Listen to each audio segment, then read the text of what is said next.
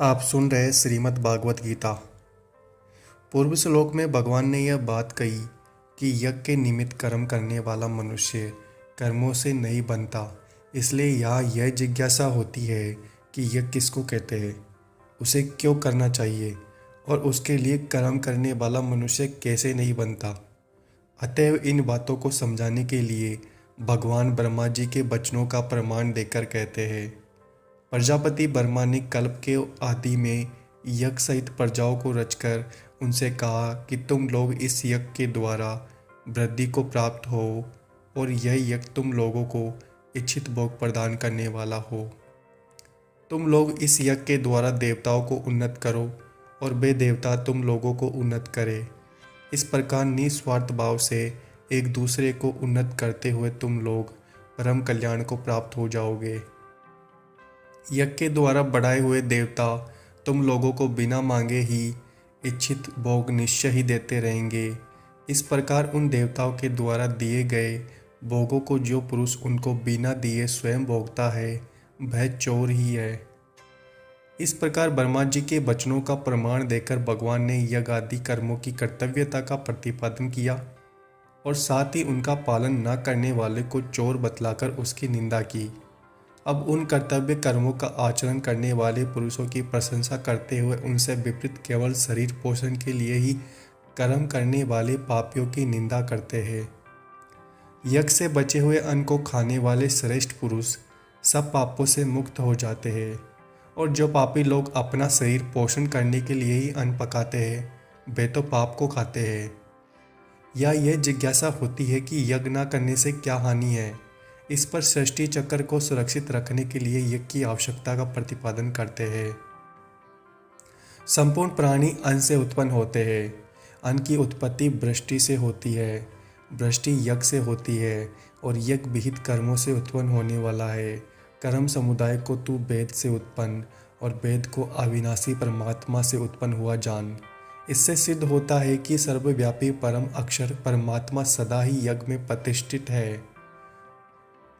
इस प्रकार सृष्टि चक्र की स्थिति यज्ञ पर निर्भर बतलाकर और परमात्मा को यज्ञ में प्रतिष्ठित कर कर अब उस यज्ञ रूप स्वधर्म के पालन की आवश्यक कर्तव्यता सिद्ध करने के लिए उस सृष्टि चक्र के अनुकूल न चलने वाले की यानी अपना कर्तव्य पालन न करने वाले की निंदा करते हैं।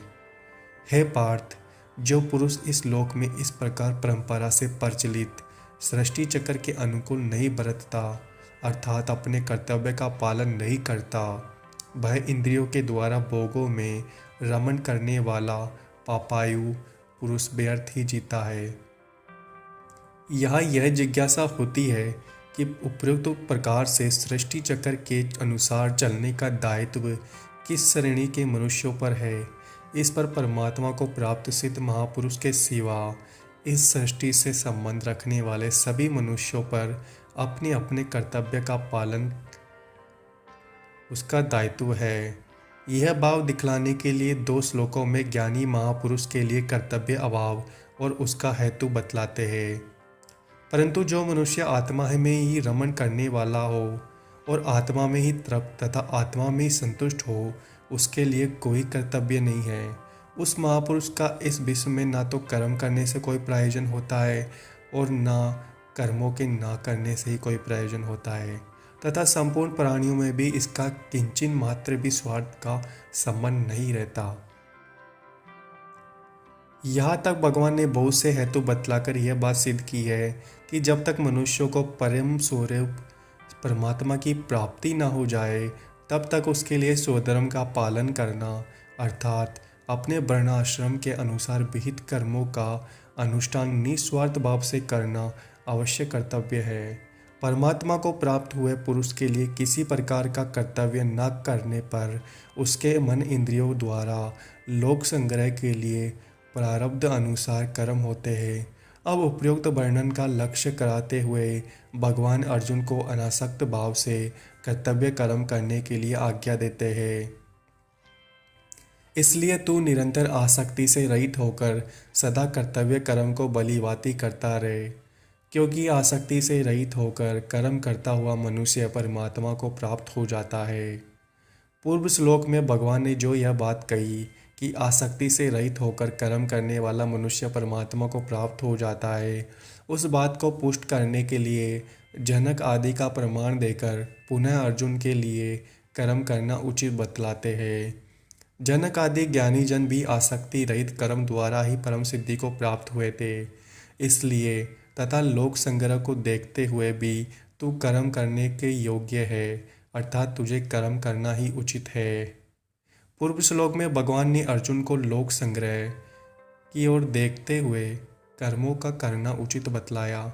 इस पर यह जिज्ञासा होती है कि कर्म करने से किस प्रकार लोक संग्रह होता है। अतः यही बात समझाने के लिए कहते हैं, श्रेष्ठ पुरुष जो जो आचरण करता है अन्य पुरुष भी वैसा वैसा ही आचरण करते हैं।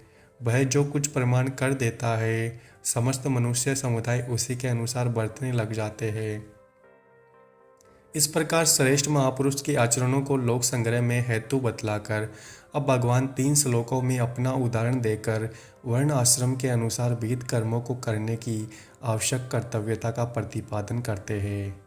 हे अर्जुन, मुझे इन 3 लोकों में ना तो कुछ कर्तव्य है और ना कोई भी प्राप्त करने योग्य वस्तु अप्राप्त है, तो भी मैं कर्म में ही बरतता हूँ। क्योंकि है पार्थ, यदि कदाचित मैं सावधान होकर कर्मों में ना बरतूं तो बड़ी हानि हो जाए, क्योंकि मनुष्य सब प्रकार से मेरे ही मार्ग का अनुसरण करते हैं।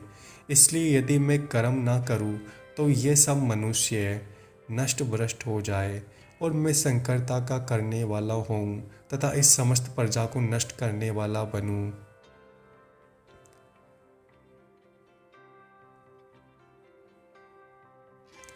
उम्मीद है आपको हमारा यह प्रयास अच्छा लग रहा होगा। चैनल को सब्सक्राइब करें, वीडियो को लाइक करें।